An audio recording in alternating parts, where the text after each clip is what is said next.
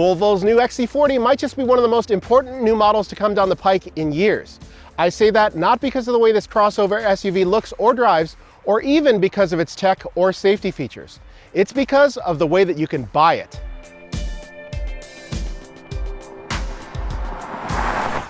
The XC40 is the first new vehicle that you can subscribe to nationwide.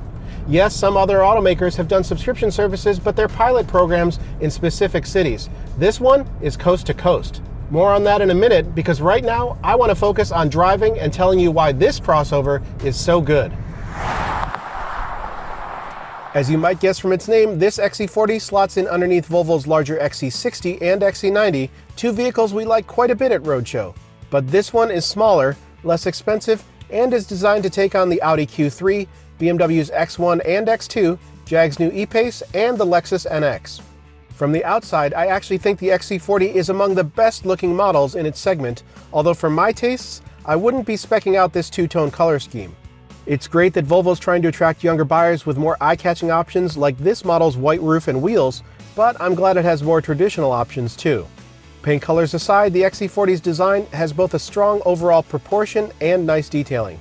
It has a planted wheels at the corner stance, typically Scandinavian clean lines, and it's even got a sense of humor.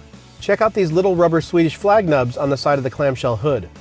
As I mentioned, we really like the XC40's bigger brothers, the XC60 and the XC90, but this little guy nails something that those cars don't: ride quality.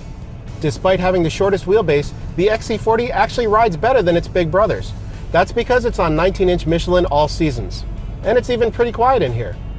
This T5 model comes with a 2-liter turbocharged 4-cylinder with 248 horsepower and all-wheel drive. It's a well-mannered setup with enough oomph right off the line, good passing power underfoot, and reassuring bad weather traction. And it's actually pretty entertaining to drive. A less expensive front-wheel drive 185 horsepower version arrives this summer, wearing a price tag of about 33 grand. Right now you can get T5 models with all-wheel drive like this one that start at 35, but with a lot of packages like this particular model, you're looking at about 44 grand. That may seem like a bunch of money, but it's actually a really fair shake in this class. Another thing that Volvo's gotten really good at lately: cabins. The quality, the design, just look at this place.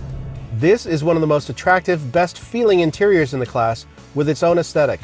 It may look minimalist, but that doesn't mean it comes across as cold or that it's so spare that there aren't places to stash your stuff. There are huge door pockets, and there's even a trash bin. Volvo makes some of the most comfortable seats in the business, and there's good space front and rear. Plus, there's a reasonable 47 cubic feet of cargo space with the rear seats folded. Simply put, this is a nice place to be. One thing I'm still not in love with in this Volvo is Sensus Connect, the infotainment system. It looks fantastic, but it's still really slow to boot up and occasionally dilatory in its responses. One thing that would really help this system is if Volvo backed out more physical switchgear for things like the HVAC and engine stop-start. At least you can get around the former with Apple CarPlay and Android Auto. Plus, the Harman Kardon audio system sounds awesome. I mentioned ride quality earlier, and that same comfortable but confident, relaxed fit vibe extends to the XC40's other dynamics qualities, from its light but accurate steering to its pedal responses.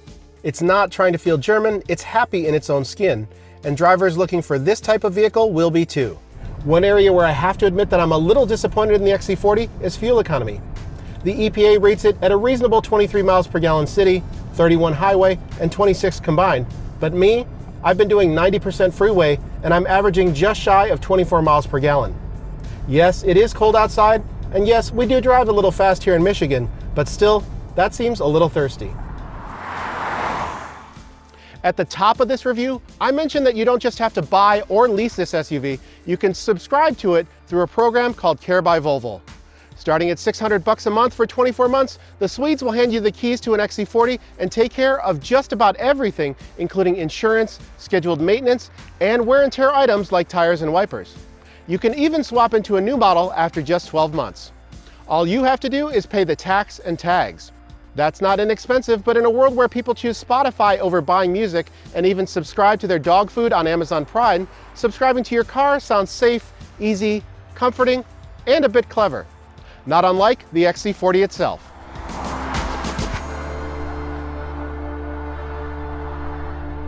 subscribing to your car count there. At the top of this review, I mentioned to you that, why did I start saying to you?